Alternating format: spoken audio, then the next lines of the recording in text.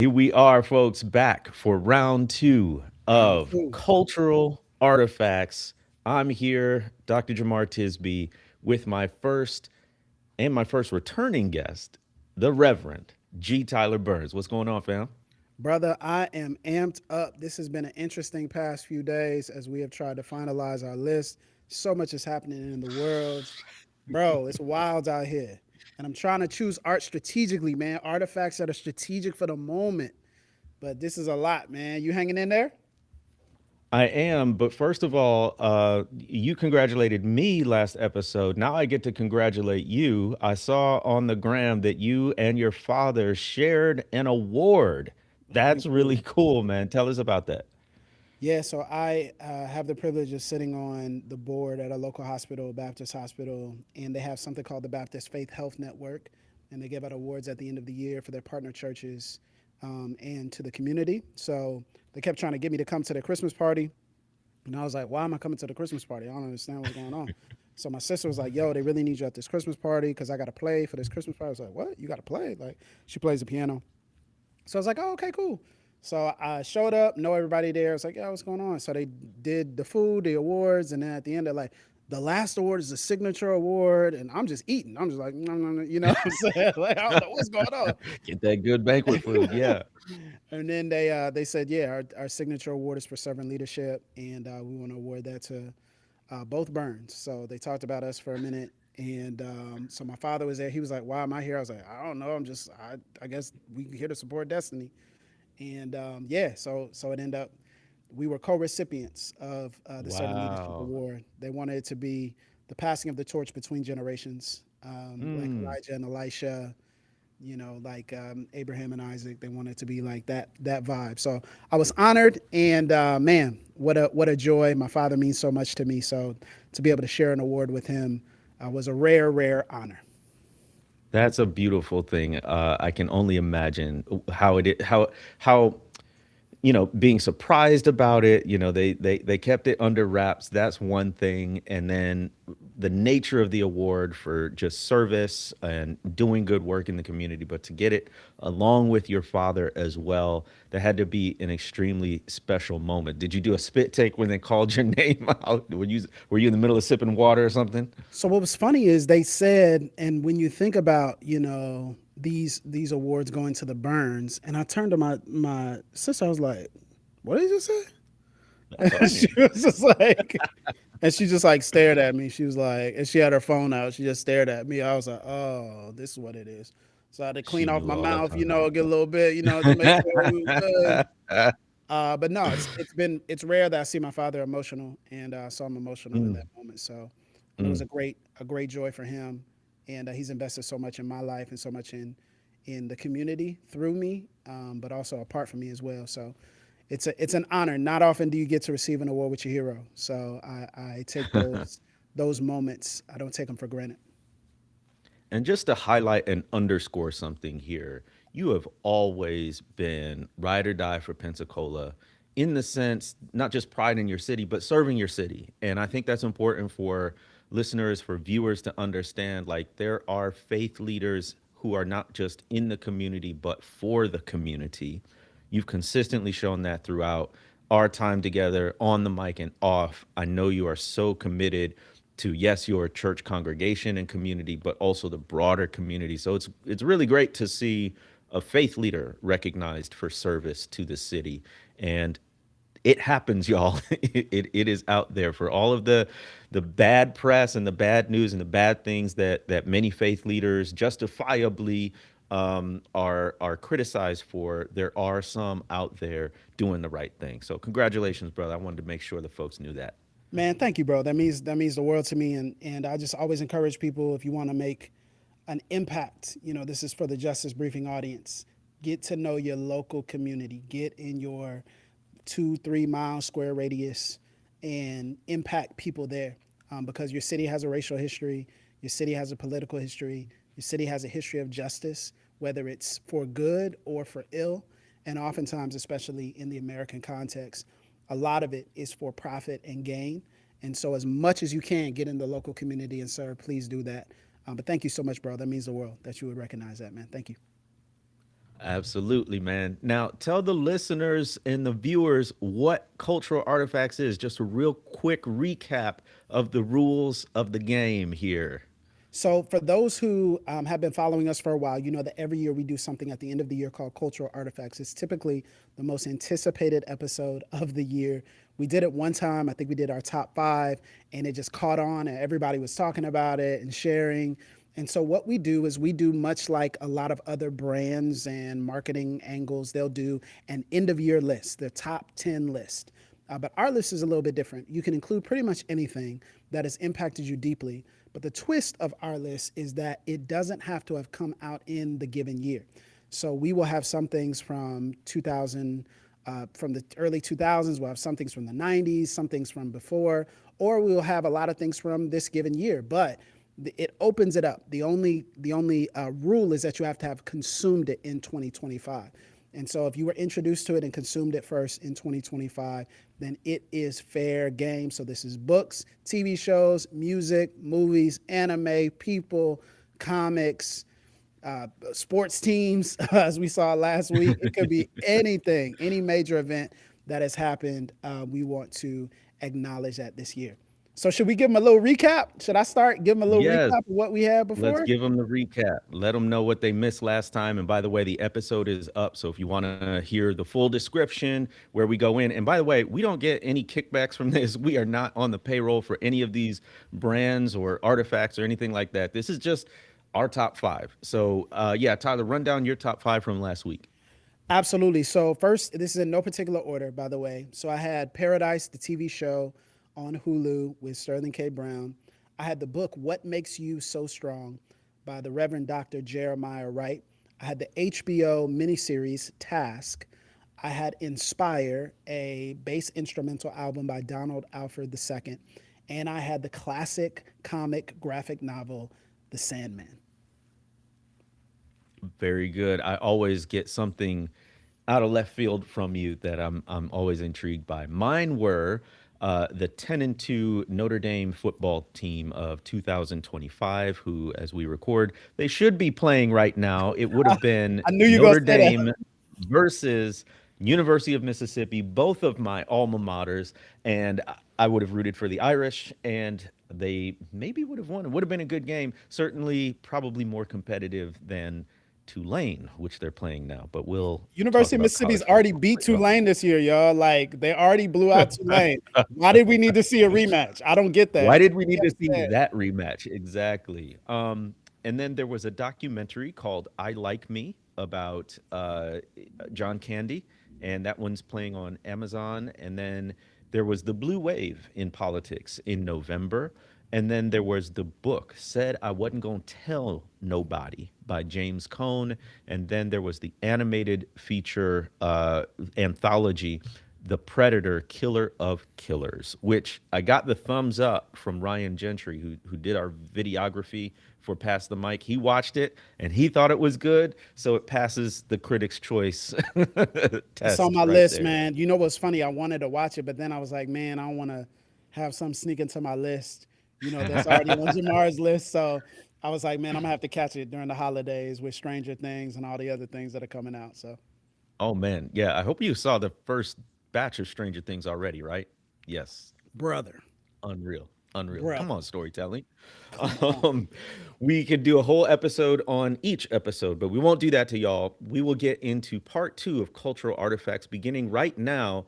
Tyler, since you started last week, I'll start this week. And Okay. that's also strategic because I don't want you to steal mine. It's got to be on the list. We would be remiss, even though we've talked about it at length. There's so, like, what is there left to say about the Sinners movie?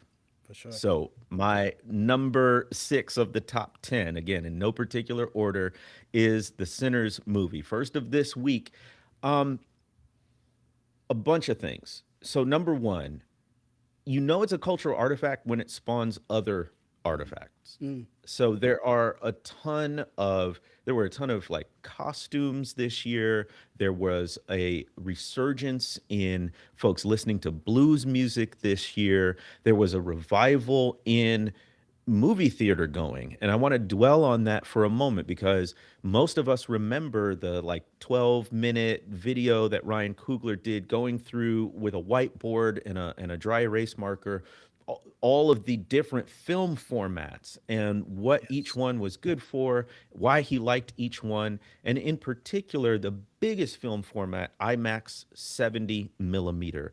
And I was fortunate enough that when the movie first came out, I was visiting in Los Angeles and they had a couple of them.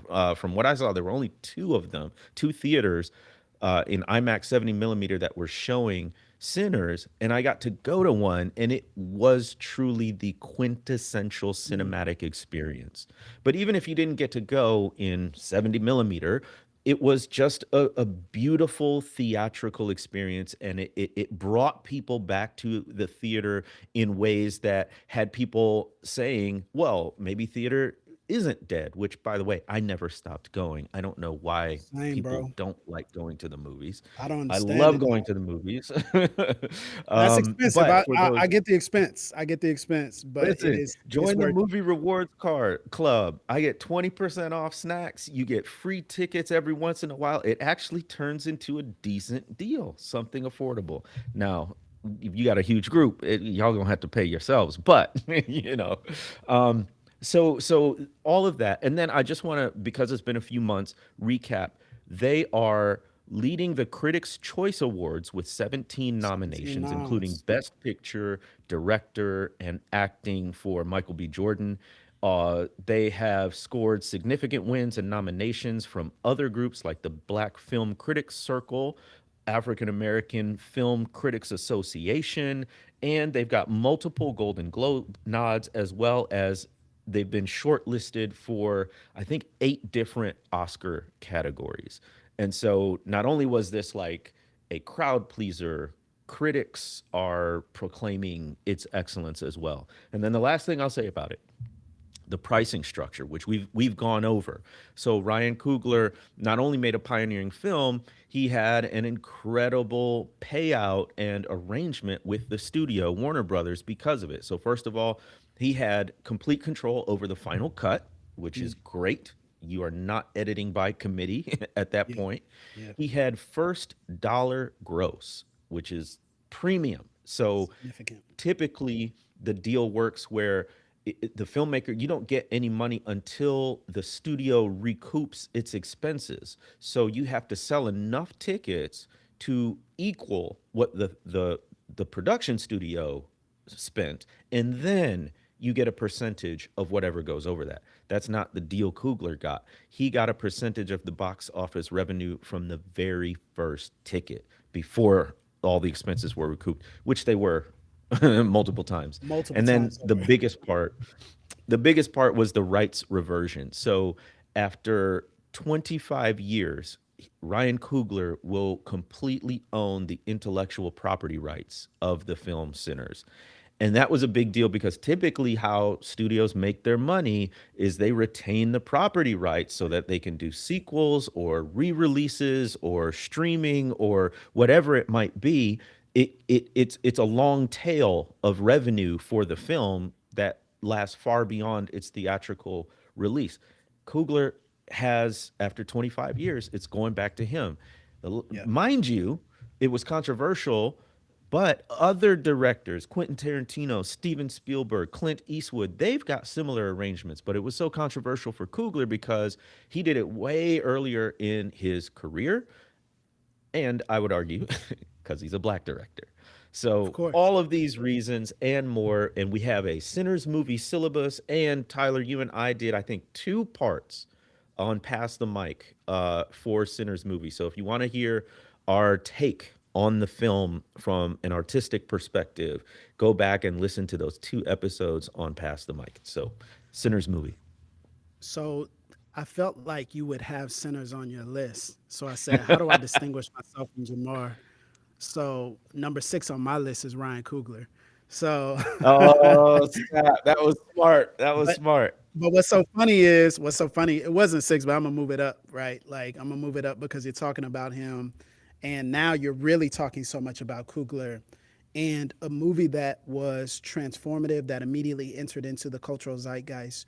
Coogler has this way of taking films and taking stories and immersing them in our culture, bringing them to life. If some of you haven't had the opportunity, the Center script is now available for download for Hmm. free. So you can actually download the script and read it. I would I want to highly read. encourage you to do so. It's poetry. It's absolutely beautiful. And I think Ryan Coogler teaches us a few things. I think the first thing is betting on yourself, making an educated bet on yourself. I think is so transformative for young artists, entrepreneurs, creatives to see. I think number two, loving our community unapologetically. Mm, I cannot tell you, Jamar, how often in my space, whether it is in the church space, church adjacent, or in the local community space, I get heat for loving my community out loud, for being mm, unapologetic. And I was telling somebody earlier this week, I said, I recognize a couple of things about that. I recognize that if I were showing up as a different ethnicity, it would feel different for the people who are receiving my presence. But also because I show up with my locks, I show up with how I dress, with how I carry myself. I show up in a certain space. And I have decided that I am not going to, my appearance and my look and my expression will change over the course of time and maturity and life. But I have decided that I will not mute down, I will not turn down my unapologetic love for my people. That is not something that is sinful or offensive. And Ryan Coogler shows us that when you go all in on loving your people, when you go all in, it doesn't just benefit them, but it can also transcend to the culture itself because we are in the culture. He showed us that so well. And then I think I really love the fact that Ryan Coogler has been selective. He's bet on mm. himself, but he's been very selective about what he's chosen to do, where he's placed his energy. And I can only imagine that they're looking at him like, what in the world are you talking about? You're going to do a vampire twist of like, what is this on in the South? And there's the A KKK period involved, and film. there's Yeah. this. And what are you doing? Like, what is this? And bringing it to life in a way that felt so rich, so deep, so immersive, so kind to us, so historically rich and accurate in so many different ways. Ryan Coogler needs his flowers immediately, stat, post haste, Mm, and how he is elevating even the profile of a number of different actors and artisans, whether that is Ruthie Carter for design and costumes who we work with on Black Panther, Michael B. Jordan, who he never does a movie without in any way, shape, or form. And then finding someone like Miles Caton, a young, gifted musician, and elevating him. I don't know of very many movies that could take a completely unknown actor and use them in the way that Ryan Coogler did, not as a slave, right? Not as an mm. enslaved African, not as a servant, not as the help, but as a character with a voice. And if you've seen, the end of the movie, a character who survives. What a gift. Um, what a What a gift. relief. Right? We don't have to, you can introduce a brand new character. You don't have to kill them off. They can live. What a joy that is. Sinners is a masterpiece, and we need to acknowledge that. It's not just getting all these other awards. Sinners will win Oscars. This is not even a question. It will win Oscars. Which ones it will win, depends on whether or not the community likes One Battle After Another or Sinners More. But they definitely will win Oscars. And I don't want us to miss that we live in the same breath, existence, time period as Ryan Coogler, someone who really, truly was created for such a time as this. So my number six, Ryan Coogler, could have easily been Sinners, but since we talked about it so much, I was like, Jamar, I'll take care of that. But I'll do Ryan Coogler. Man, he needs all the flowers, all the support. Protect this man at all costs, please. Please protect this man. Put him on your prayer list. We need many, many more like him. Very well said, and completely agree. And we could essentially say that about the entire cast, the entire crew, which is also a testament to Kugler's ability to assemble a team. It doesn't happen without the right people on board. So very savvy to shout out the director and the writer in particular, Ryan Coogler.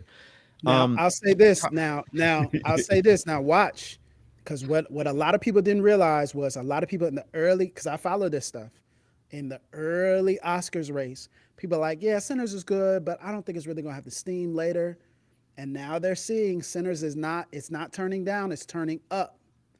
And now all the prognosticators are having to come back and say, "Oh no, Sinners might sneak in and grab Best Picture. Sinners might sneak in." The two awards that is probably locked down for in the pole position would be screenplay, which is Ryan Coogler's award for sure, and then costume.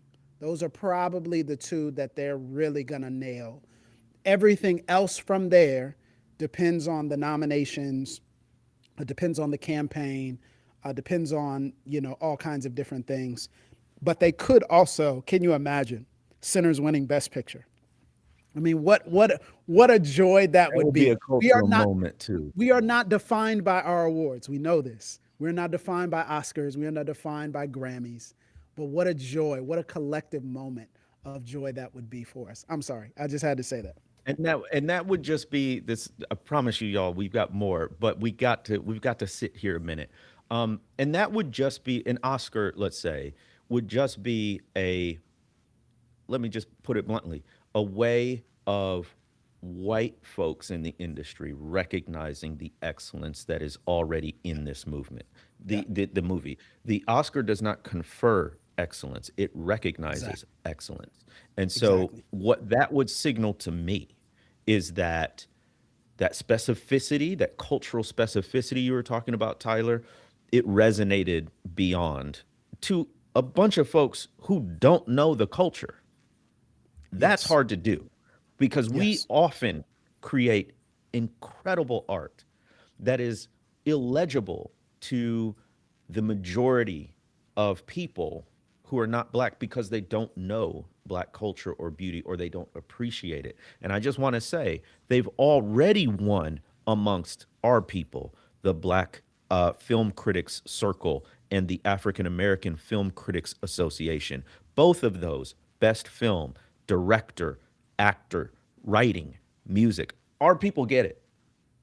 Our people, by and large, understand it because we know the struggle. I yes. lived 30 minutes away from Clarksdale, Mississippi, where it took place, where the film took place. We know about the Great Migration to Chicago and from and back and forth. And one of my friends who's from Starkville, Mississippi, calls Chicago just North Mississippi, right? That's We good. have that in our families, in our culture, and so we recognize what Kugler's doing to win an Oscar would not make the movie better. It would just be the folks who are outside the culture having the wisdom enough and the care enough to recognize the excellence that's already inherent in the film. That's it. Amen. So, ah, my next one, number two. Um, Tyler, it started with the skinny jean becoming outmoded, I see where outdated. we're going. But you're an early adopter of this, so we got to acknowledge this. Please keep going. Keep going. So then we go back to like the loose fitting wide leg trend that was common like in the early 2000s, and as a matter of fact there's a lot of stuff from the early 2000s especially that's coming back, a lot of fashion trends. And there's one trend in particular that I sat up and I paid attention to, and I'm sure you've heard of this, and I'm Of course. representing it right now. This That quarter is zip. the quarter zip comeback. Although, in the words of LL Cool J, don't call it a comeback. I've been here for We've been here for years. years. So let me get the chip off of my Very shoulder good. to Very good. say This is great. the quarter zip has always been part of my wardrobe and my generation's wardrobe. I'm not new to this. I'm true. You know what, Tyler? They don't believe me. They don't Uh believe me oh. Uh oh. because Uh I oh. got it. I got one right there. Bam. I got another one right here. Quarter zip. This is cinema. Bam. This is I ain't cinema, look. right? This Look. is what This Ryan Coogler. this right This here. is the. This is the. Check this one out. Ryan Check this one out. Coogler It's blazed got this buttons trail. and the zipper. What? What you know about the button slash quarter zip? What? I got another one. Bam. Okay. No, no, no. I'm not done. I'm not done. I got my Notre Dame one. Bam. I Okay. got another one. Bam. Look, listen, y'all. I didn't buy anything new. This been in the wardrobe. This been in the wardrobe. And now all of a That is sudden, true. the quarter zip is making a comeback. But let me tell you the backstory because it is interesting. So, this all kicked off in early November 2025 with a TikTok video posted by Jason Gimmelfy. In the video, he and a friend are like out in the city streets. They are both wearing quarter zips, glasses, looking fresh, looking clean. And in the video, he says, "We don't do Nike tech. We don't do coffee. It's straight quarter zips and matchas around here. We upgraded in life. We wear glasses now."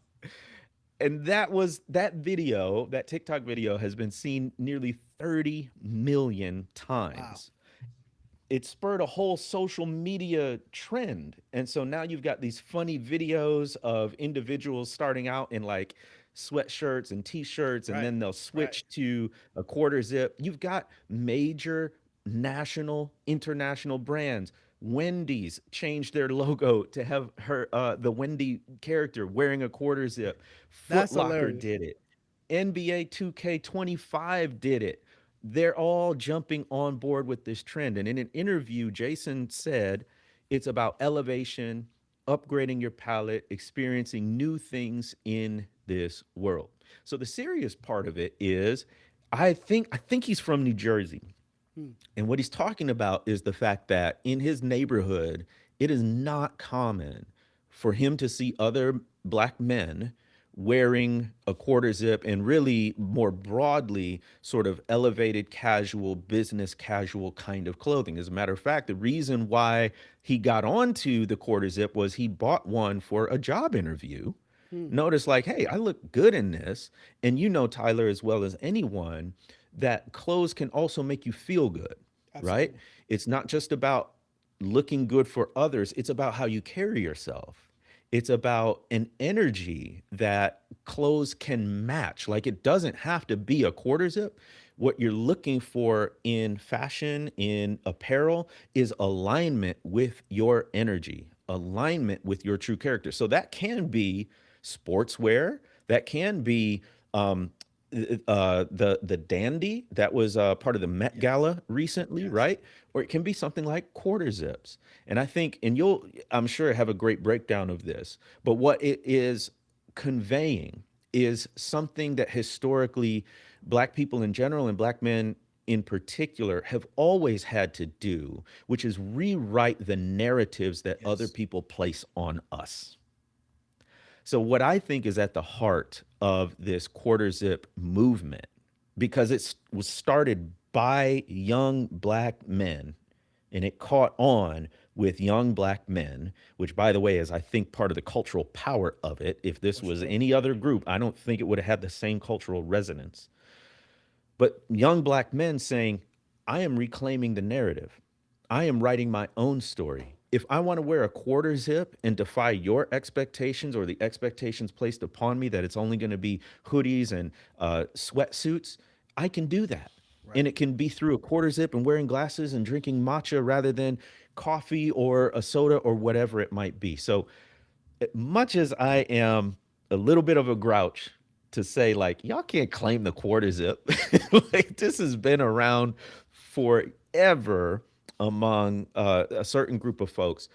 I do applaud the reclaiming of the narrative Right. and owning the fact that you know what, we can defy expectations and we can be whoever and whatever we want.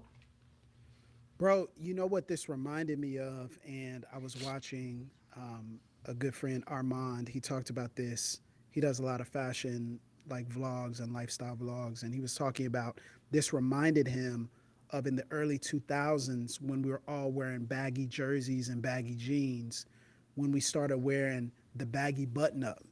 So it'd be a button up. So it'd be the same. It'd be still two, three sizes too big, but it'd be a button up, and it would be the ball cap or the fitted, right? So we would have that button up, and it was a way of elevating, circumventing what is the expectation, the cultural expectations coming to baggy jersey and all that, and some of the Ti stuff, and or the Nelly, certain straps and strips, and you're doing the part in your eyebrows, like we're expecting that, but in the end we subvert it. And I love that this generation is doing the same thing. Actually, for our family Christmas photos, my wife is like, "What are you gonna wear?" I'm like, "Quarter zip, shawty. We're gonna do a quarter zip." We gotta do a little quarter Flex zip, on them. man. Give my son in one too. He had a little cardigan on. You know what I'm saying? Yes. We gotta elevate.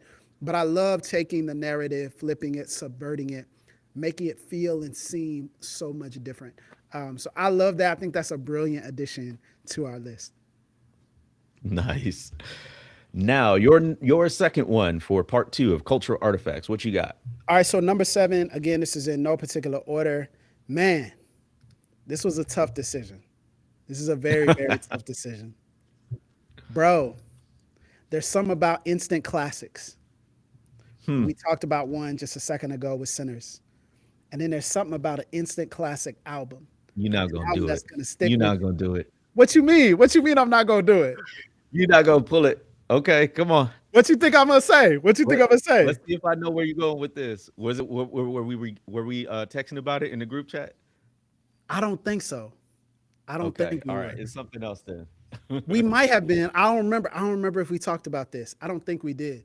Hey man, when the ladies start singing with soul, when the ladies start singing and they start yearning again, when the ladies start singing and it's lover girl era, I ain't gonna hold you. This does something to your boy. Number 7 on my list is The Art of Loving by Olivia Dean. Look here, man. Let me tell you something, man. Look, Okay.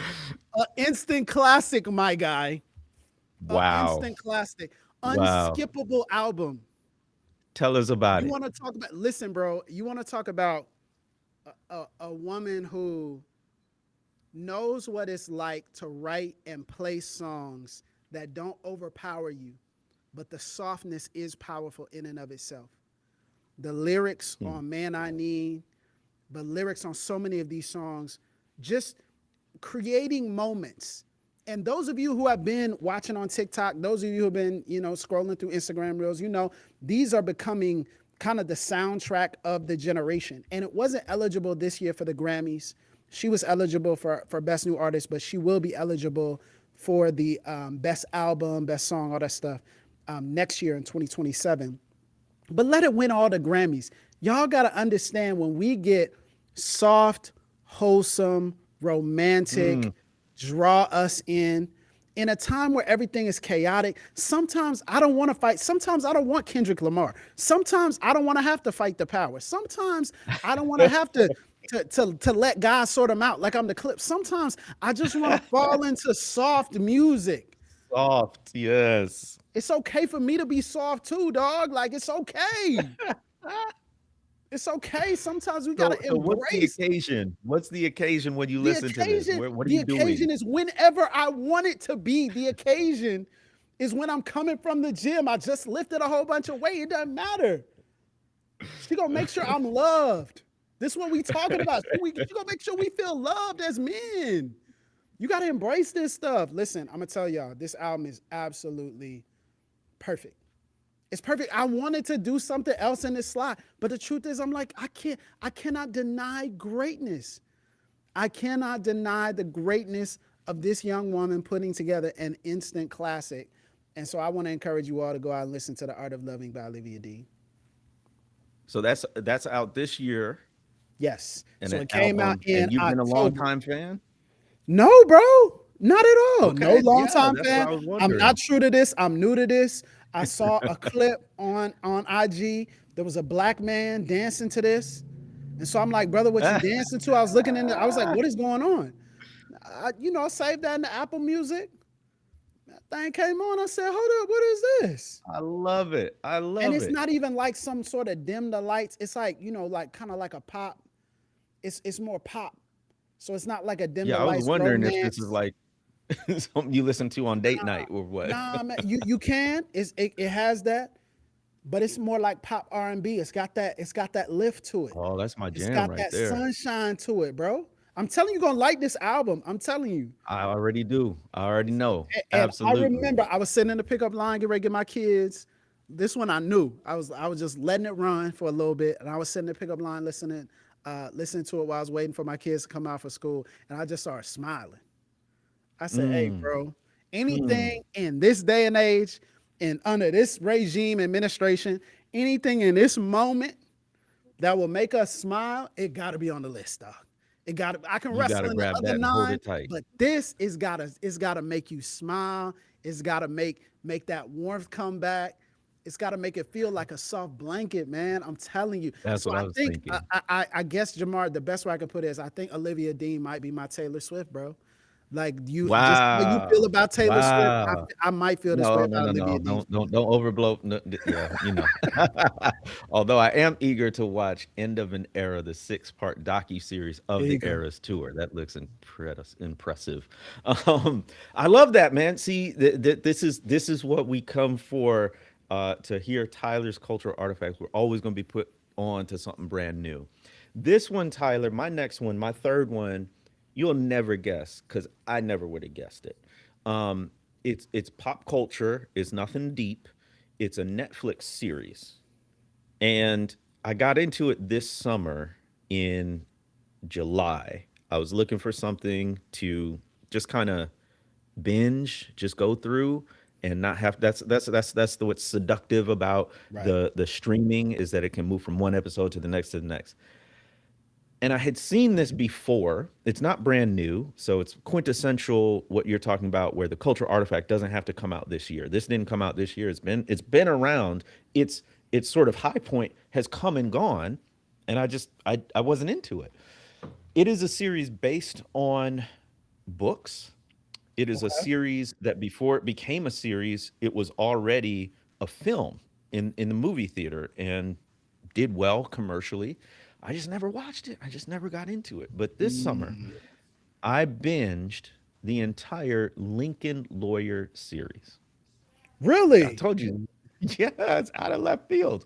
So, the Lincoln Lawyer, of course, most people will This probably is good. recognize the title from the film in which Matthew McConaughey played The the movie is title really good, character. bro. The movie was solid. And but I read the books first. I don't know how or why. Uh Similar with watching a series where you can just go from one episode to the next. I like getting into thriller series of books because I can go from one book to the next. So I believe there are seven Lincoln Lawyer books. I read all of them, and Come on, then I watched the Netflix series. What I appreciated about it was not that it was a perfect series, but the choices they made between the book and the Netflix series I thought were smart. In particular, the title character in the book is half white, half Mexican. Most decidedly not Matthew McConaughey. bro. Exactly. So in the series, they actually got a lawyer, a guy, an actor who is of Latino descent. And so I appreciated that. And he speaks Spanish in the books and he speaks Spanish in the series, which makes all the sense in the world. And then there was one choice in particular where in the book there's two different characters, but in the series they combined these two characters into Hmm. one person. And Tyler, I kid you not, I actually thought it worked better. Wow. I actually thought it worked better. It created a more well-rounded, interesting, entertaining character. Whereas in the books, when you split those traits into two people, each of them was sort of mid. But Hmm. combining them into one made it a really magnetic character in the series. And then the dramas, now it's uneven, as these things typically are across several different seasons. But especially the first season, the drama is really gripping. The thriller aspect of it is really good. And I was just pleasantly surprised. So I watched all the series, I read all the books, then I watched the whole series, then I watched the Matthew McConaughey film, which I appreciated, but I'm glad I watched the series first so that character wasn't cemented in my mind as a blonde haired white guy with like a Texas accent. No, that's super helpful. I did not know the difference in ethnicity from the book. I saw the movie first years ago and then have never really watched the series. So I was just like, oh, okay. I was thinking, oh, they just extending it. But that sounds really dope, man. I love It was hearing that. fun. And let me just add, it's it's really good. It's a courtroom like drama kind of thing, but I think the most interesting part about it and what makes it good is that the creator of it, Michael Connolly, who wrote all the books and also is in on the Netflix series, he was an actual crime reporter for the Los Angeles Times. And Ah, so he would spend hours and hours and hours in court listening to judges, listening to lawyers, and he has this fine-grained, detailed understanding of the legal system without being a lawyer himself, but to understand, what motions are coming forward, what are the strategies that different lawyers use, and he brings all of that into. I'm not a lawyer, so I don't know how realistic it is, but it feels different. It has a different texture than a lot of crime thrillers with authors who may not be as well versed, in particular in the legal courtroom process, not the sort of gumshoe detective portion of many thrillers. no, I love that. Yeah, I like something a little bit more down to the, down to the essence of what it actually is, more realistic. So that sounds good. I'll have to Exactly. put that on the list, man. I might check out a couple episodes, Yeah, man. man, check it out. Check it out. Okay, so let's say in the same theme of TV, let's go to number 8 for me. Um, Man, these are really good lists. Okay, so I think for number 8, I'm gonna stay in TV, and I'm gonna do the HBO Max series, The Pit. This is a medical. Okay. This is a medical drama that follows Dr. Michael Rabinovich, or known as Dr. Robbie, and he is the chief attending physician for the emergency response center in a Pittsburgh. I think it's the Pittsburgh Trauma Medical Center, and so he's an ER doctor. And the show follows, I believe it's 13 hours, so it's literally one day. The entire season is one day.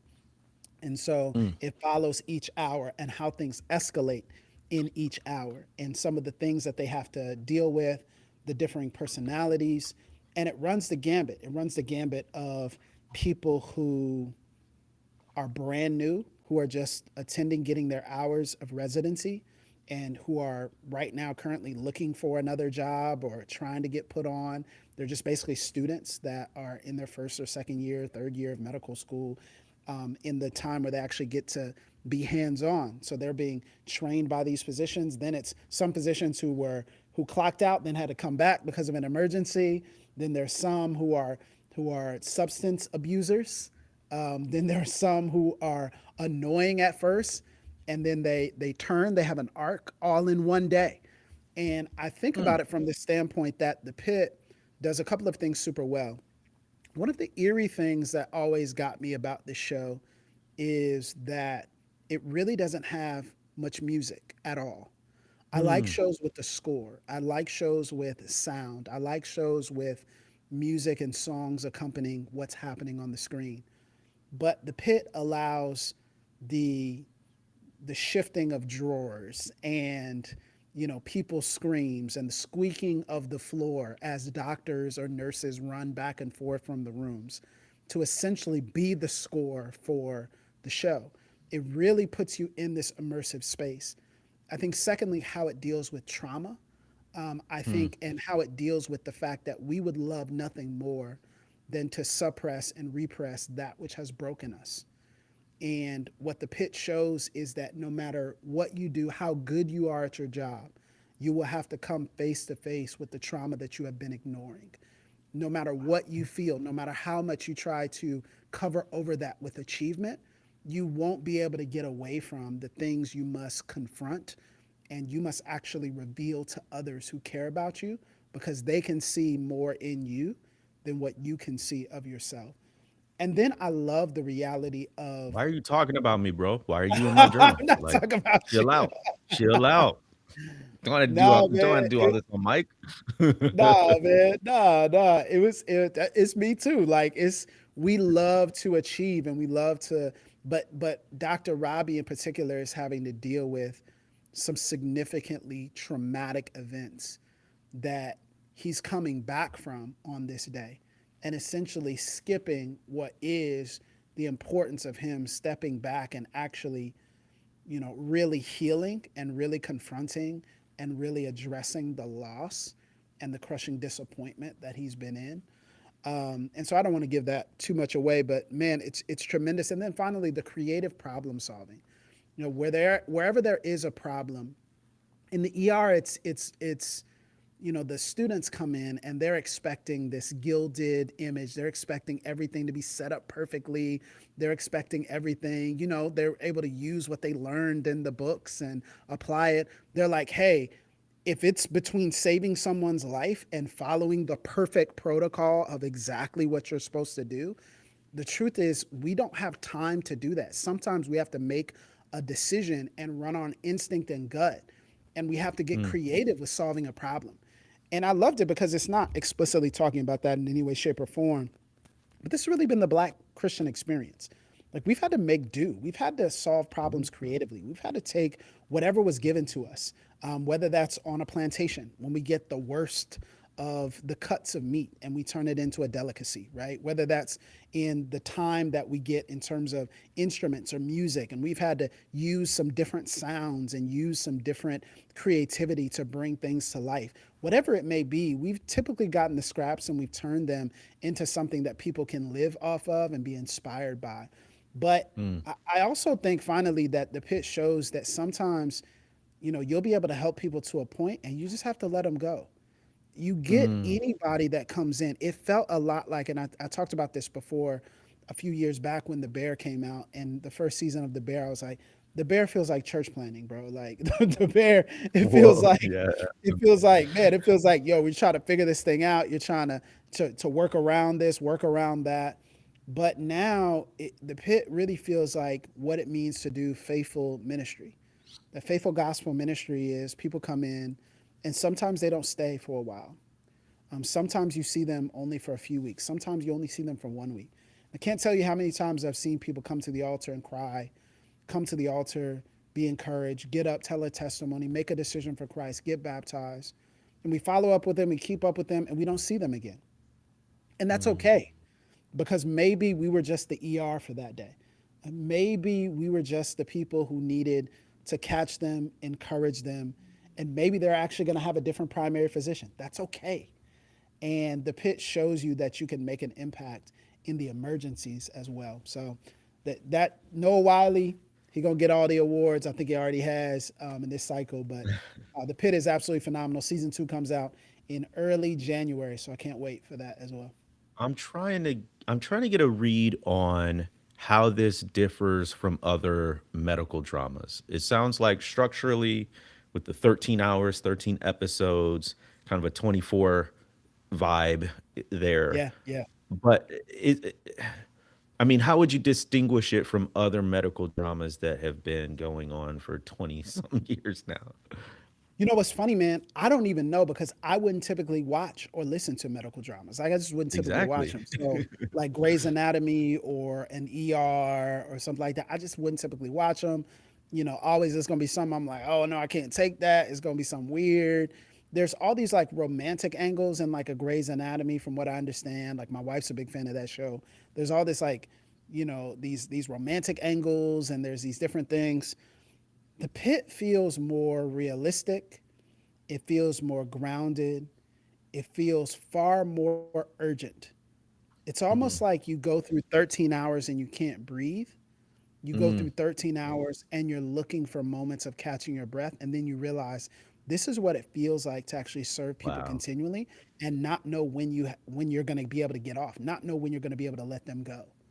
You just got to keep going, keep going, keep going. Oh And man, I'm getting for getting flashbacks to yeah, being a teacher in a low income area. Yeah. That's what it fit. I think you would really resonate with that. It would really connect because that's what it feels like. It feels like, hey, we don't have this, we don't have that. Hey, sometimes we got to go analog. Sometimes we can't do this.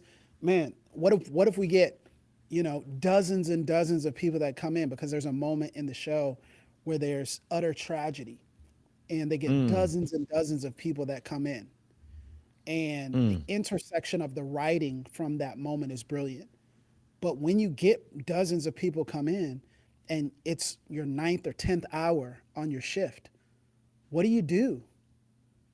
You got to keep going. But at the same time, you're like, who's going to help? I have to be honest. I don't know if I can serve this patient. Can you serve them? Can you? It's real world decision making that has to be made on the fly that takes into account your capacity, but also a realistic look at what you're actually able to do. So I would recommend it, man. Just watch a couple of episodes. It feels weird at first because you're like, is this episode over? Because you're expecting some surge of music because it's so quiet at the beginning. You're like, uh-huh. what's going on? And then you look and it's like, oh, okay, episode one's over. All right, go to episode two. I'm like, oh, okay, so this is just maybe a thing here. So There's anyway, gotta I could be talk something about it to for a I while. gotta watch an episode because everybody's talking about it. I'm like, I'm not really into that genre, but I feel like Me it's gonna neither. be different enough that I can get into it. Um, man, so we're on number 4 now, and this one took me by surprise as well. So, I'm an audiobook guy, and Okay. one of the genres of books I really love are autobiographies. Okay. In particular, autobiographies, not just biographies in general. So, this is an autobiography of a comedian who is an OG. This is not a brand new person. And I think I got into it just by seeing some vintage clips of his comedy sets on social media. And I'm like, this dude was not only gut busting hilarious, but again, a lover of black culture Yes. unapologetically. He's one of the kings of comedy who's Come on. since passed into glory. It is the book called Maybe You Never Cry Again by Bernie Mac. Oh, that's so good. Man, I was watching these clips and I remember thinking, man, I wonder if he wrote a book because that would be fascinating. Because comedy is just the tip of the iceberg Yes. for any established comedian. They're drawing on the record of their entire life. Comedy is autobiographical in so many ways. So I was like, man, for this dude to come up, and Bernie Mac's like persona, he's raunchy, he For sure. cusses, he uses the N word, all of that. But that's actually very authentic to him. Yes. If he Yes. did anything else, it would not It wouldn't be feel authentic. like the true Bernie Mac. And so I looked it up, and yes, sure enough, he wrote a book called Maybe You Never Cry Again. My favorite part is the fact that he read the audiobook. I don't even want the physical book Mm. because you gotta hear Bernie Mac's voice. You know what I'm saying? You know what I'm saying? It's just it's so What a distinctive. gift. It is, and so he reads it, which is the absolute best part. It is a comedic tragedy. So Mm. most of his life is hard, like hard, hard. In particular, his mother develops cancer and she ends up dying when Bernie Mac is just 16 years old. And Mm. that's where the title Oh, of my the mind. book comes from. Bernie Mac, so she fought it for a long time. He was 5 years old when he saw his mother crying. She was just Wow. in so much pain and she'd gotten the news and all that stuff. And he decided he wanted to be a comedian. And he said in the book, to make you laugh and maybe you never cry again. Hmm. So the book's title comes from the wish of a little boy to use humor and comedy to relieve the suffering of his mother who had cancer. And that kind of shapes and defines a lot of the book where this man grew up po in Chicago. But here's what got me. Like oftentimes we sort of consider comedians buffoonish, Yes. clownish. they are some of the most intelligent people in our Brilliant. entire society. Brilliant. And oftentimes, the people who end up being stand-up comedians, it was a spark that showed up early. So what blew me away with Bernie Mac was that in school, he was so funny that the classroom teacher would offer as a reward to the class Bernie Mac to go up and tell them stories. Wow.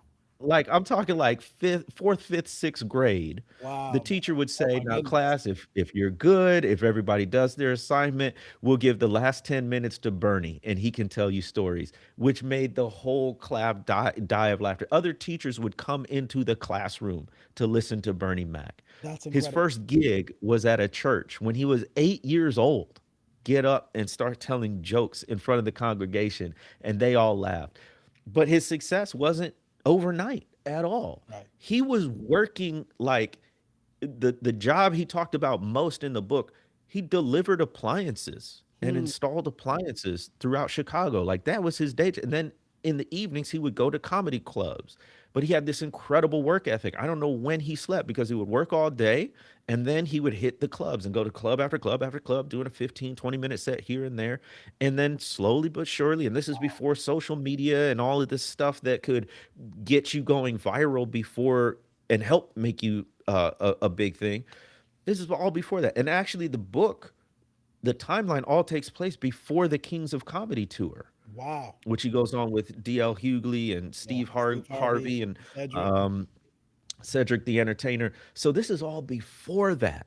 But so I just loved hearing the grittiness, the realness, everything about Bernie. What you see is what you get. He is the same in front of a crowd of thousands as he is reading a book about the struggles that he went through trying to make ends meet. So that is the book. Maybe You Never Cry Again, autobiography written and read by the one and only Bernie Mac. Man, last year, I included Homie Don't Play That by, the story of In Living Color.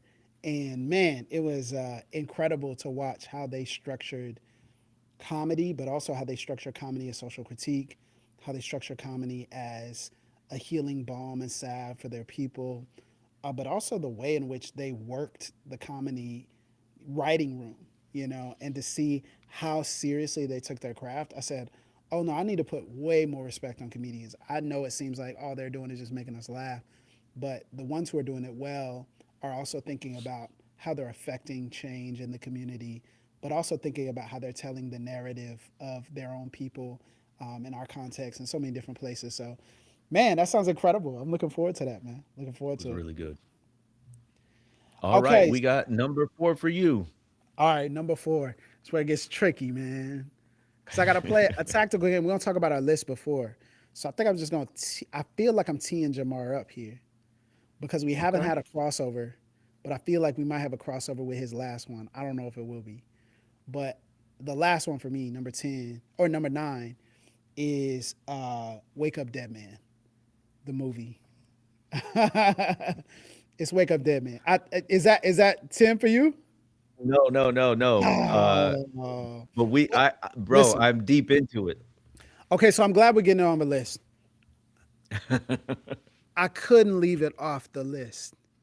And I know it seems like maybe the most obvious choice, and I'm not known for obvious choices. But Wake Up Dead Man is,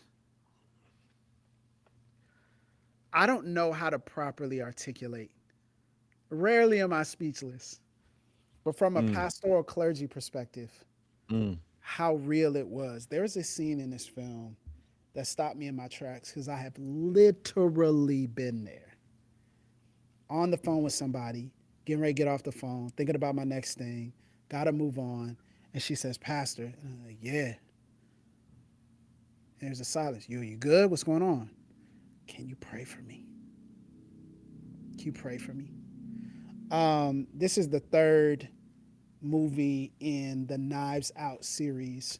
And Ryan Johnson, who also made the best Star Wars movie of the new generation, The Last Jedi, does a phenomenal job of telling the story of a priest who gets in trouble for fighting and goes to a different parish. And in that parish, He's basically put with a man who's a raging culture warrior, conservative culture warrior. He's telling his congregation every single thing that is wrong with the world, and he's screaming and yelling at them. Expertly played by Josh Brolin, aka Thanos in the MCU. I was gonna say And he's got that villain yeah, thing down. he has some Thanos in him for sure. And what he realizes is systematically he's controlling this small group of people as the parish is slowly dying off. He's controlling this small group of people, and he's controlling them through fear, and he's controlling them to be skeptical of their neighbor. He's controlling them to fight against the wolves of society and culture. And there's a tragedy that happens, and after that tragedy happens, it sets up what is the Knives Out who done it. And so they're looking around saying, who did this? What happened? There were some moments where I look back and I was like, what in the world? Like, I didn't expect this or I didn't expect that. But it also tells a story through this young priest's eyes of how he is coming to grips with love and the message of the gospel. In the meantime, includes Daniel Craig, who plays the detective Benoit Blanc. And the detective is almost like a raging agnostic slash atheist. I mean, I want to be fair to whatever they're portraying, but definitely does not believe in God, believes it's myth, and is trying to talk through all of this and how the priest slowly, patiently navigates Benoit Blanc's skepticism, how he just redirects what is some of the passion. It's funny, man. Earlier, I was at my daughter's birthday party and I ran into a couple that used to go to our church, and they left our church not because of our church. According to them, they left our church because they're struggling with their faith. Hmm. And specifically, it's a white couple, and they were like, Pastor, I don't know how to continue going to the institution of church when so many people abuse others in the name of Jesus. I don't know how to do that. And I don't know how to deal with the bitterness I feel. And Hmm. I don't know how to deal with the pain that I feel because so many people don't see how my black daughter is impacted and affected by this. I don't know what to do with that. And I was thinking about how in those moments it's so easy to come up with some little syrupy sweet answer that wraps up things in a nice neat little bow. But the power is in wrestling with people and sitting with them and allowing them to release. Like there's this moment where he says you got to let go. And so often we have this clenched fist. And so often we have these narratives that we build about others and build about ourselves and build about God. But faithful Christian ministry is encouraging people to let go and encouraging people to embrace what is the peace of God in the midst of tumult, in the midst of trial, in the midst of tribulation. Not to hate others, not to see them as wolves, but to see them as neighbors, to be loved. You talked about this on IG and so many other places, but man, blew me away. Gotta hold it down for the clergy crew, man. Wake Up Dead Man had to make the list. And I thought I was going You to were the alley oop right you up. I was person to just do like, it. man, Jemar definitely go put it in his top 10 or something. But man, I read it wrong. But I'm glad we at least are able to talk about it because I think it's a phenomenal film. Oh yeah, I'm far from done talking about this film. The reason why it's not on the list is I had to let it marinate because I'm like, I don't know if I trust like how enthusiastic I am about this. Maybe it's just because it's of the moment, right? Like let me give Right. it some That's fair. time and That's fair. see, is this just the emotional like high of watching this film? But the layers in it, man. And honestly, I think it's a very simple but not simplistic portrayal of the faith. I actually think this is a film that taps into the yearning of what all of us want Christianity to be. So I think the simple part is it sets up Father Judd and Josh Brolin's character as opposites. Yeah. On the one hand, like you said, culture warrior, he's portraying the church as this kingdom inside walls, and Yes. the world is outside the wall, and they are knocking at the gate. And if we flinch for a moment, they will come in and destroy us. Like he literally says that in one of the sermons, one of the homilies that he has. Contrasted with Father Judd, who's all about grace and all about forgiveness. And what is so powerful is how much Ryan Johnson says without saying it. Yes. So a Father Judd is all about grace and forgiveness because he is one who has experienced grace and forgiveness. Mm-hmm. He had a former life that was very spotty, Wow. very sketchy in a particular way, The Damascus but Road. and he experiences this redemption that he feels is so undeserved. Like he's such a sinner. He cannot fathom a love so capacious as to forgive him for what Mm, he's done. And that then becomes his mission and calling as a priest, yes. is to extend that love to other people. And so there's this iconic moment Ryan Johnson hits us in the first 2 minutes where literally the first 2 minutes where the priest is like, no, he disagrees with like his superiors and he's like, I don't believe Christianity's like that. It's not this, it's this. Mm. And it was just like, come on, man. Yeah, So in I was setting up like, this that is too good. I dichotomy, was like, man, it's too this good. is too But good. it's so simple, it's so straightforward, Yes. right? Like it's grace and wrath. But the way he's able to write that into characters organically, make you sort of feel it, I think we all come away longing for Yes. that kind of religion. So Like good. even if you're not religious, you're like, but if I was, that would be the This, kind of religion I want. this. I've heard that a lot That's when so people are good. like, man, I don't go to church, but if I did, I think I might go to yours. I think I'll try it and then see how I felt. And I'm like, hey, bro, hey, Yep. you never know. You might like it. You might like it. It's a beautiful thing. It's a beautiful thing. I'm really glad you put that on there. The last one, again, it's going to come out of left field because I haven't talked about it. And I heard about this. It's another series on streaming. I heard about it. I was instantly intrigued because I like the infrastructure of things. Hmm. I like knowing how things are constructed. I like, we see the finished product. I like seeing how the sausage is made. I want to understand the process. And so this series delves into the filmmaking process. Hmm. And it's called The Studio on Apple TV Wow. Plus. Have you seen this?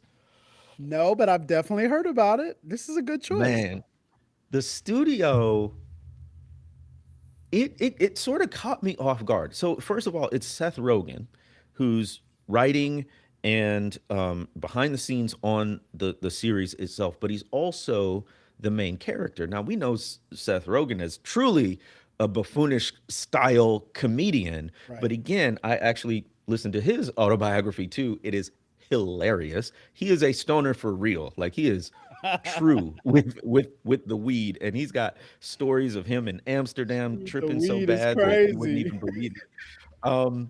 Nevertheless, he was insightful. Like he started doing stand up comedy when he was 14, Wow. and getting in clubs. So he is a student of comedy, but also he's a filmmaker, he's a writer and an actor, and he's bringing all of that to bear in the series The Studio. So he plays a studio head named Matt Remick, and it's a fictional studio called Continental Studios, but they're one of the big ones, the major players.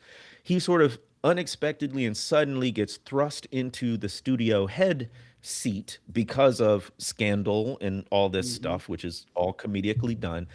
And there was an NPR article that I think perfectly encapsulates what this series is about. The title of the NPR article is How Good Artists Make Bad Films. Hmm. How good artists make bad films. So, in a comedic way, but also pretty true to life from what I understand, Seth Rogen is navigating the pressure of Hmm. studios to print money. Like they just everything is a business decision. Everything is about making the most money possible. So they'll take the safe bet or the absurd bet. Like the film he's producing is like a live action film of the Kool-Aid man. Like the Kool-Aid pitcher, Wow. the guy who burst through the wall Kind of sound that kind of says, fire though. I "Oh ain't gonna hold yeah." you. That sound kind of fire. I ain't gonna hold you. I might have to check So that one out now. Hold on. but that's like, the way they pitch it, it's so absurd. You're like, please, God, no. Right, right, right. But he's got to say yes to do this Yeah. more auteur kind of picture, right? And then there's all these hijinks. It's a phenomenal cast of characters, including Catherine Hahn, who's always great. And I just love how it gets inside the personalities, the diva-ness of so many actors, but also the smarminess and the sleaziness of the studio and the industry itself. And there's incredible acting, and it's funny all the way through, even as it's like tense and high drama and ridiculous at parts. Like, it's good when other actors, producers, directors, people who are inside the industry say, that's accurate. Like, that's true to life. And so it's certified fresh on Rotten Tomatoes. It's got 96% at least early on, and it was enjoyable. I'm looking forward to the next season. No, I heard it's really, really good. I heard a lot of people making connections to the MCU and Disney and so many other things. So, Yeah, uh, and they have these amazing cameos of like big name actors and directors. It's really fun to watch. nah, that's dope, man. I'm looking forward to checking it out. Once the That's one of those where I'm like, okay, could I get into getting into comedy series? I'm like, okay, this has to either make me laugh out loud or I don't know if I can do the subtle comedy series. So I kind of have to ease into those, but I'm definitely gonna check that one out for sure because I've heard too Interesting. many good Okay. things. Well, man, I Very think good. So that's my top five. You get to round it out here. we're at my last one. A lot of the other things on the list moved around. They were questions I could see, like obviously Wake Up Dead Man just came out, so there were some other things I was like, I don't know if I'm gonna put this in. I don't know if I'll put that in. From the second that I heard this album, it was going to be my last selection. It was always going to be in this slot. It was always going to be on my list. It is in your Apple Music Wrapped, your Spotify Wrapped. It is the number one most listened to album in my catalog in 2025, with the number one most listened to artist in my top 25. This album blew me away. It is called Starline by Chance the Rapper. Um, Hmm. Dog, outstanding. I, I, I failed to grasp the words to tell y'all how intelligent, how embodied, how grief stricken this album is, and how beautiful it is. You know, Chance the Rapper was introduced to me through the Coloring Book album, which came out probably about 5 or 6 years ago. And that album meant a lot to me. And that album seamlessly incorporated gospel music into, hip hop in ways that maybe felt more authentic than before. It's always happened before. There's always been this gospel infusion in hip hop, but it felt so much more real, so much more embodied, so much more authentic. Also, so much more soulful. Really, like, how sometimes Hollywood will have parodies of gospel music and how that will almost seem to be too good to be true. This didn't feel that way. It felt like someone who actually grew up in the church made a hip Hmm. hop gospel album. That's what it felt like. It felt like Christian rap in some ways, like, but true In a to good way. us, right? In a very good way. And no diss to Christian rap, but I'm saying it felt like a very real. Like if a secular artist sometimes does a gospel feature, it feels weird. It feels inauthentic. Sometimes you're like, bro, what are you talking about? But this felt like he actually understood the culture. Then he followed it up after all this success with another album. I believe it's called The Big Picture. I try not to remember it. It was absolutely terrible. It was universally panned as one of the worst albums of that year. Just was a huge letdown for so many people coming off of Coloring Book. And then Chance kind of goes away for a while and then drops a couple of snippets on X or Twitter. And when he dropped those snippets, people were like, man, I feel like Chance kind of rapping again. Like a huge part of the big picture was his flows weren't tight, they weren't skillful, they felt sloppy. It felt like he was just throwing out just ideas. It felt like it was very manufactured, formulaic, just commercial. Oh, this is gonna hit, and it didn't. It None of them hit. And when Starline came out, I was just like, oh, okay. And I remember one of my good friends, Ray Spears, he was like, y'all, have y'all heard the new Chance album? And I was like, no. He's like, what he says, he's a Chancellor the Rapper. Chancellor the Rapper is rapping again. And from the intro all the way through, he is not only delivering tremendous themes and wrestling with real life, he's rapping so well, perhaps at the highest level of anyone who released something new in Wow. 2025. And it Wow. was a really really good year for hip hop. So many great albums, from the Clips to Wale to Joey Bad to Glorilla to so many others. It was a great year for hip hop, and he was up at the top with anybody you want to put at that top. Three things I'll say he's referencing. So obviously the name Starline comes from the Marcus Garvey Starline, Black Starline, which was a shipping route, a shipping space that Marcus Garvey used. And he flips it because there's also a Chicago reference in that as well. But he's wrestling with his divorce. So Chance Mm. had everything. And one of the great memes of the big picture is, Chance always talks about my wife, my wife, my wife, my wife. Chance is always talking about his wife. And whenever he's talking about his wife, people mocked that or made fun of that. They were like, what is it? What does that actually matter? Like, and now he essentially had everything. He had his wife, his kids, and now he essentially has nothing. He's wrestling with this divorce. And in wrestling with this divorce, he is having to come to grips with the reality that he's lost everything. He's having to come to grips with the reality of dealing with child support. He's having to come to grips with the reality of not being able to see his kids as often, not being able to be with the woman that he fell in love with. He's also wrestling with black community and the outside world's perception of the black community. He has this tremendous song, tremendous concept that feels weird, but it's called Drapetomania, and it references Mm. this what was a racist categorization of a mental illness, which was descriptive of runaway enslaved Africans. When people would run away from their enslavement, people would say, oh, there's something wrong with them. It's drapetomania, right? Rather than a realistic response to bondage, right? You're literally being enslaved. And so, of course, you would run away, right?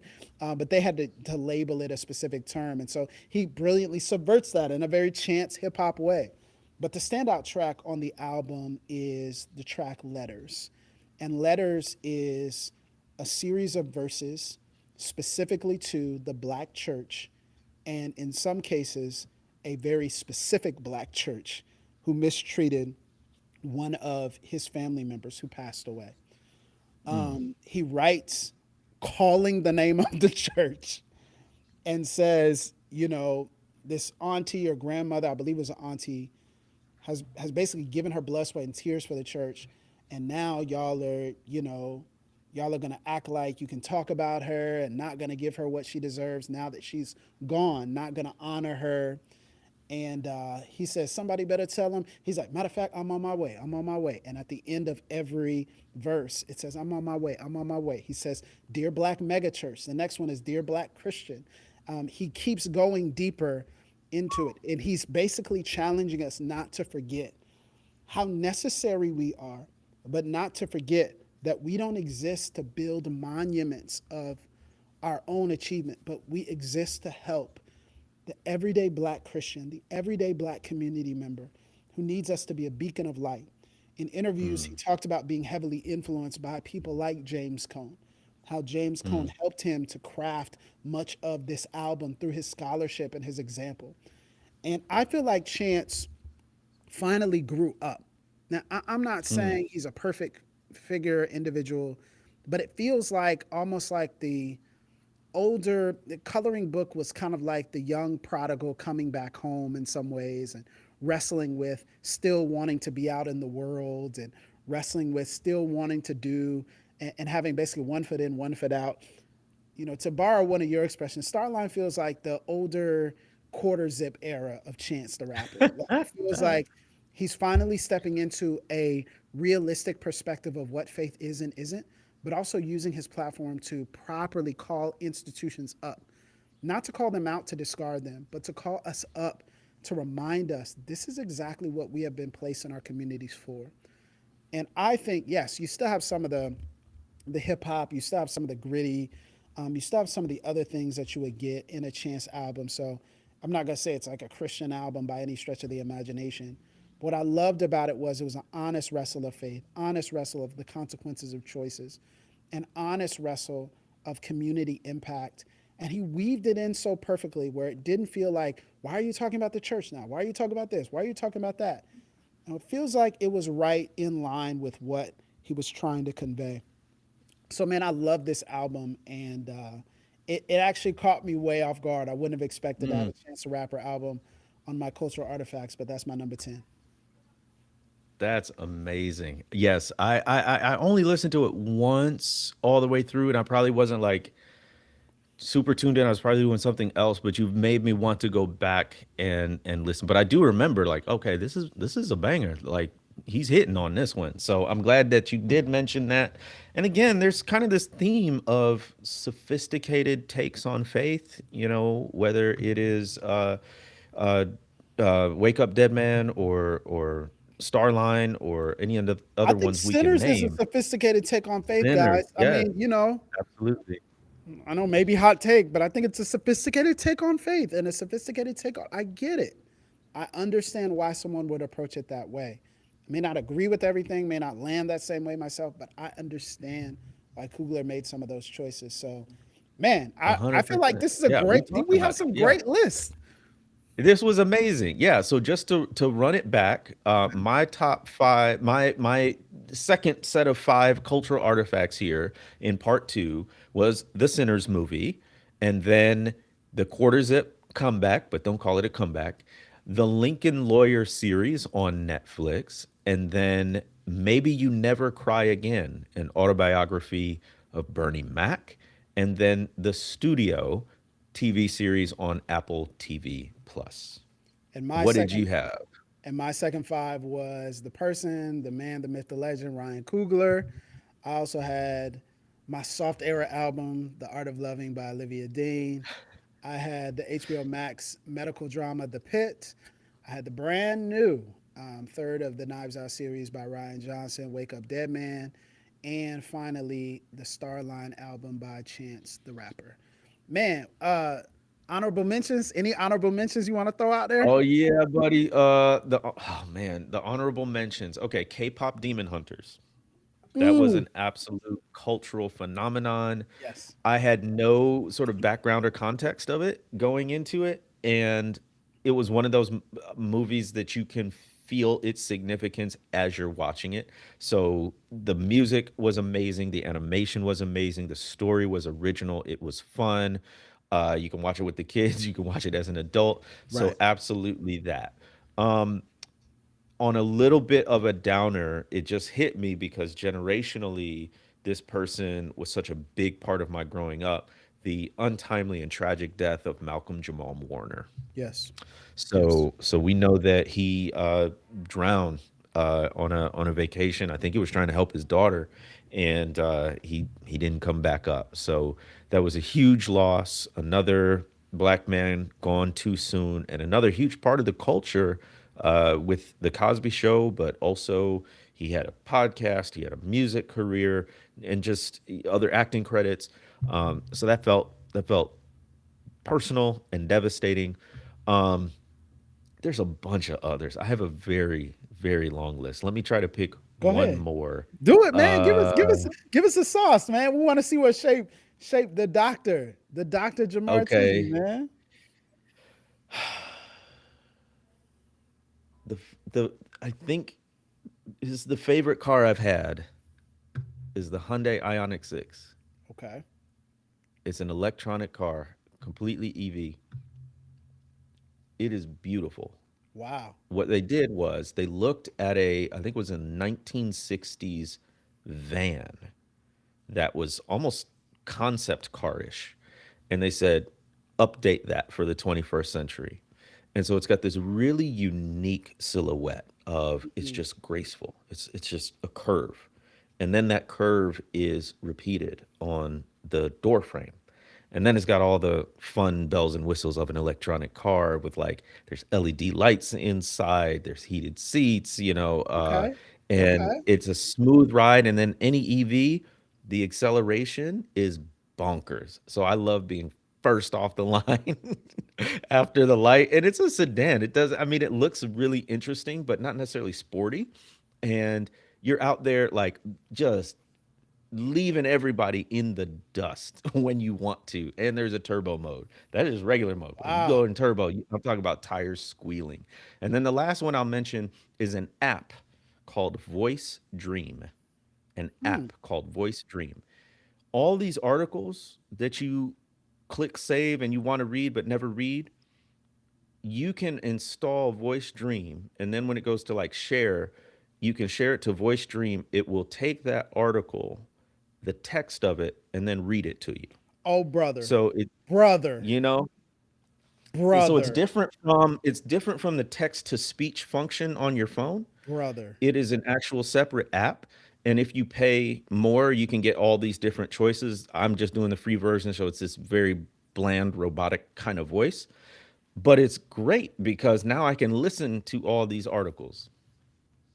My brother, my brother. You just changed my You life got with that that, one? Okay, very bro. good. No, but I'm saying that text to speak, man. It just be like it's different. But I think having something that's more curated, bro. That sounds incredible.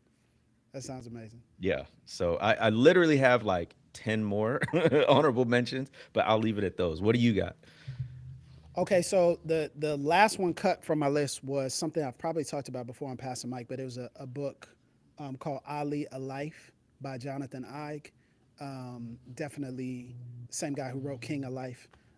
Definitely was a challenging, at points shocking biography of the greatest of all time in terms of the boxing space, and honestly made me take a step back from lionizing any hero because it was a little shocking, but it was also beautiful and helped me to understand Ali more, but also kind of like take a step back and tilt my head to the side, like what was going on. Like celebrity is a powerful thing, and also can be a deceptive thing as well.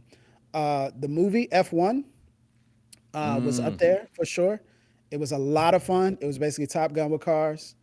yep. I thought it was, was it realistic? I don't know. I'll leave that to the F1 guys like yourself. But I had a lot of fun with it. Um, there's a mini documentary called The Quilters on Netflix that absolutely Mm, shattered me. It's a mini documentary about some men who are incarcerated, and part of their hobby and part of their job is that they make quilts, and they give those quilts out to people, and so they have an entire quilting shop. And so these are men who are hardened criminals quilting upon request for people on the outside. And it's just a beautiful story of redemption. There is a podcast called Pablo Torre Finds Out, and that is a sports journalism podcast. And it hmm. was absolutely completely shook up the sports world in so many different ways. But Pablo Torre, who used to be with ESPN doing very hard journalism to try to find out the story behind the story, I thought was absolutely, I mean, there's so many stories he's done that have really been viral type stories. The most recent one is that went viral was Kawhi Leonard, who of course is a three-time NBA champion. The idea is that the LA Clippers, the allegation is that the LA Clippers have used a environmental company that was like almost like a shell company to circumvent the cap and get him more money. So he basically did a no show endorsement deal for $48 million, even though he didn't have to do anything, which is the exact amount that he would have gotten on the open market. It's a whole thing. So he's done hours and hours. And I think what was awesome was he's going toe to toe with billionaires. So he's sitting across from people like Mark Cuban, who's defending the owner of the Clippers, Steve Ballmer, and he's basically saying no. Like Mark Cuban's telling him, no, I think your research is wrong. Then Pablo Torre's like, in what way? And he'll say it, and then Pablo Torre's like, okay, I did this, and this. So explain to me how. Like he's really going against the powerful in a way that I think is just so brilliant. A couple of others, man. One battle after another was excellent, man. It really was. I haven't seen I it yet. really enjoyed I'm literally gonna watch it this weekend. really enjoyed it. Um, Yeah, I'll leave it at that. I won't say more because you haven't seen it yet. There's another movie called Life of Chuck that was Heard of it. probably done in a different way than what I ever would have expected, but it was just it was the movie, a movie that sticks with you. It's really stuck with me over the past few months. I saw it a couple of months ago, and I'm still kind of think about it at certain points. But you'll have to watch it to see why. And then finally, yeah, I think that's probably it. There's probably three or four others I could put on here. The Giveon album was so good, man. If you want to talk about the male version of the Olivia Dean album, it's the Giveon album. And that's Yearning. We need to bring Yearning back for black men, especially in music. Mm. And, so I thought it was absolutely phenomenal to hear Giveon breaking it down for us, giving us some lines we could say to our significant others, our wives, man. So you know what I'm saying? So anyway, but yeah, it's been a great year for cultural artifacts, great year for music, great year for art, really, really good year for movies. There's probably 10 more things I could have added in, but man, it was just an honor to strike back up the mic and do this with you, brother. I love rounding out the year this way because it's an opportunity to look at the good that was put into the world amid all the bad. And so there's always chaos, crisis, destruction, but there are artists and creators and poets and writers and actors and singers putting good out into the world. So we hope you have enjoyed this. I encourage you to go back and listen to Cultural Artifacts Part 1. Here are other 5 cultural artifacts. And also, this is the Justice Briefing, along with my co host from back in the day, from our Back in the day. Past the Mic days. I encourage you to subscribe, rate, review the Justice Briefing wherever you get it. And if you're watching this on Substack Live, be sure to subscribe to jamartisby.substack.com. Brother, I hope you have the merriest of Christmases and the happiest of New Year's. I'm so glad to call you a brother, and I'm so glad to hop on the mic again. Come back anytime. Likewise, brother. Thank you so much. Let's do this again next year. All right. Oh, count on it. Count on it. We'll see you at the next Cultural Artifacts. Peace, fam.